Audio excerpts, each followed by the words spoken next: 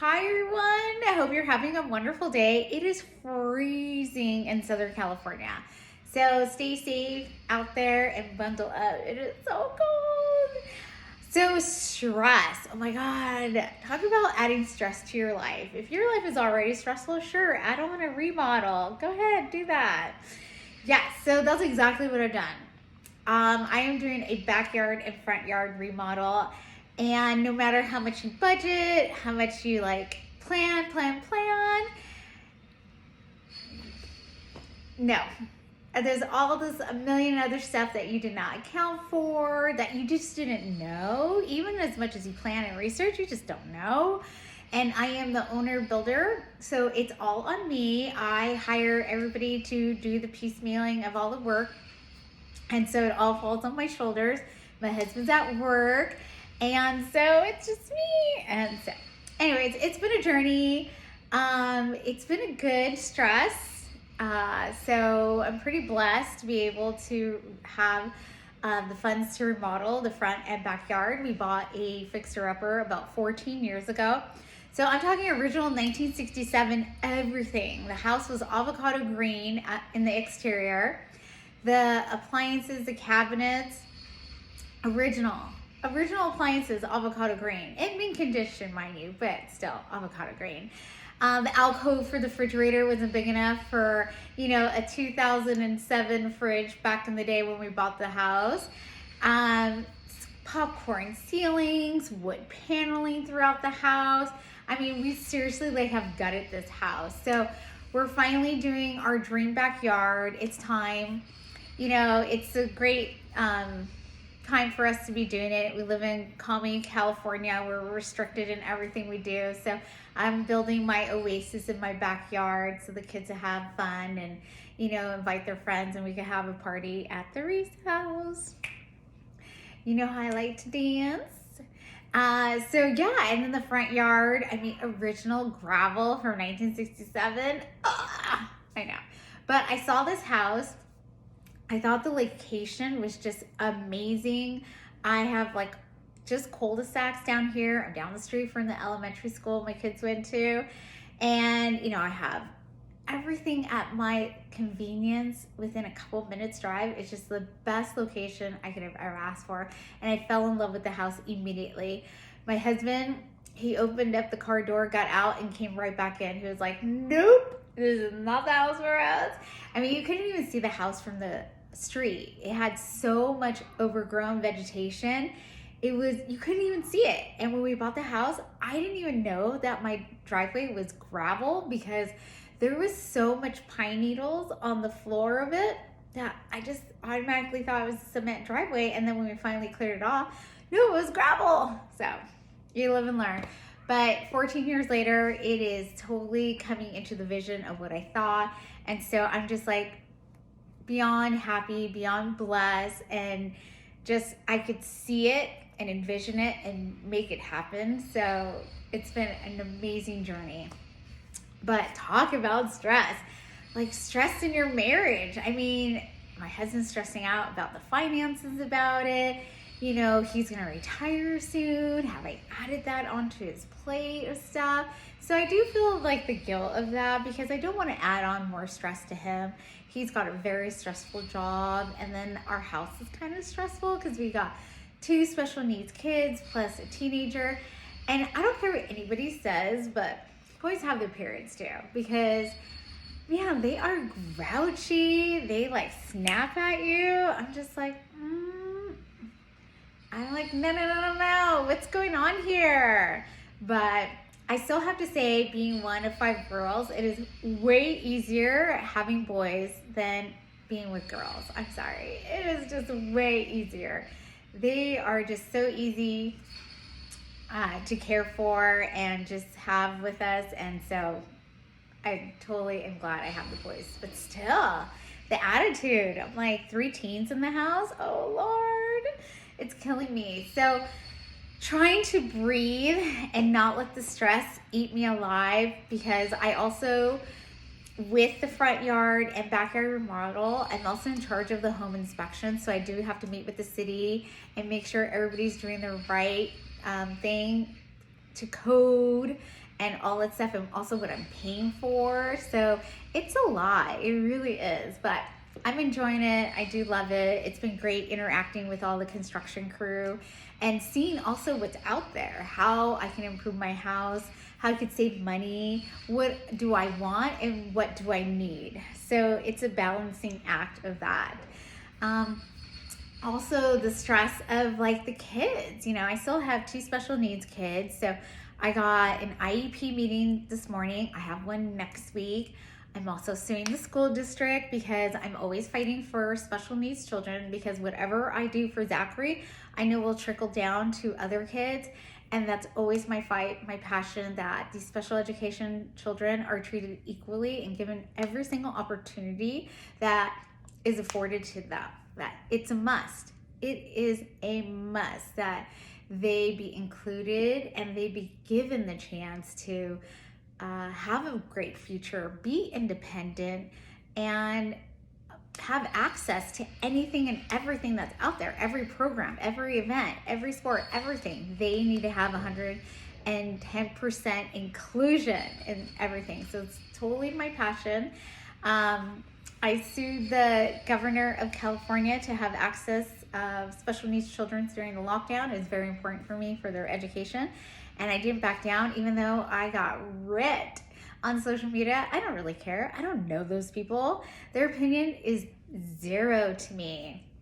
What matters more is my children and whatever I can do to give them the opportunities to succeed.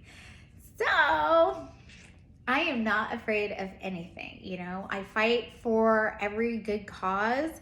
If that is a good cause and it is true and it helps people, I'm like 100% backing that up. I love it. Love the underdog, give them a chance to fight and succeed. But with all that passion, it's like a lot of stress. So I have to remember what I can do and what I cannot do. What mountain can I climb and what mountain is just not doable whatsoever? And what do I have to sacrifice for that? Am I sacrificing my family time, my finances?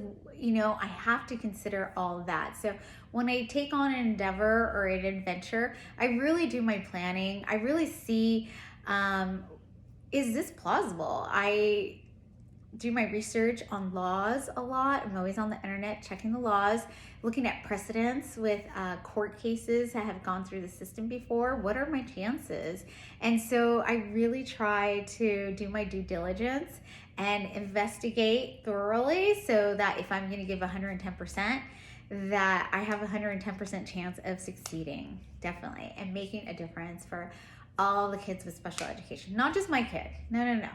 I want all kids with special educations to have that chance that my kiddo does. So definitely, I'm always pushing and fighting. Like I am with health, I totally think health-wise, mental health and physical health, but you have to want it to do it. And even though losing weight is hard, it can be done with baby steps, one by one. You're the person who is grocery shopping. Do not put those chips in your cart.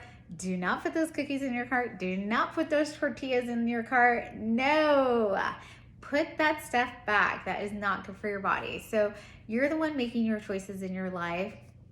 Plan accordingly. Are these good choices? Is this going to bring you stress in your life, or is this going to be extremely beneficial? Because with all the hard work that you do is always stress. I mean, it's hard work. You're going to stress out. This is like something where you're pushing yourself out of your comfort zone.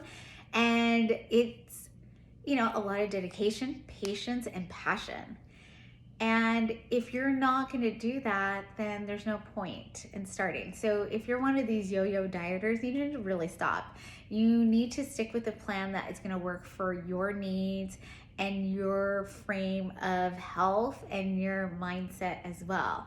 And there's 100 things out there. There's like paleo, there's keto, there's, Mediterranean diet, all these stuff. But do your research. You don't have to spend any money. I know everything is like expensive and stuff like that, but I really did not spend any money on any dieting stuff except for eliminating my carbs and my sugar slowly through a keto lifestyle.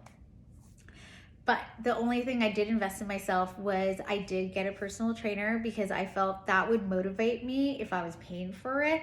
And that's something that I wanted to feel a part of a community, because it's really hard when your family's not in the journey. So you want to surround yourself with people in the journey. So definitely reach out and get support. I went and with my personal trainer, Joan Campbell, through JEM. She's on Facebook and Instagram. And it was a community supporting me in my journey. You know, Joan was great. The girls that were in my class were great. And it's a small group, so you get to know each other. And I feel if you need that extra push, yeah, definitely that is a good thing to spend your money on. And then some of the stuff, is it really going to be beneficial to you in the long run? So I don't want to add stress.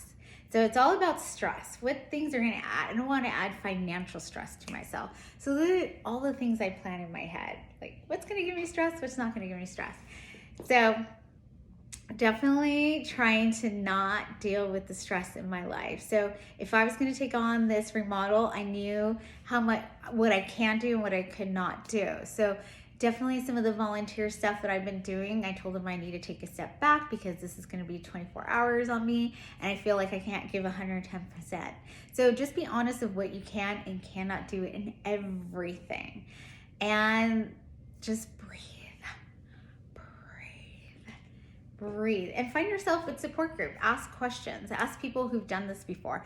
What are the do's and don'ts? I went on Facebook, I'm like, ask this ladies group. I'm going to do a poll. Was there any do's and don'ts that you would give me advice on? And I got a lot of really good advice. So definitely use the community around you and reach out and say you need help, and in everything you do, whether it's raising special needs kids, in your marriage, you know, projects around the house, work. Go out of your comfort zone, ask for help, because the stress of doing things by yourself will definitely kill you. It'll stop you in your tracks. You won't be able to move forward.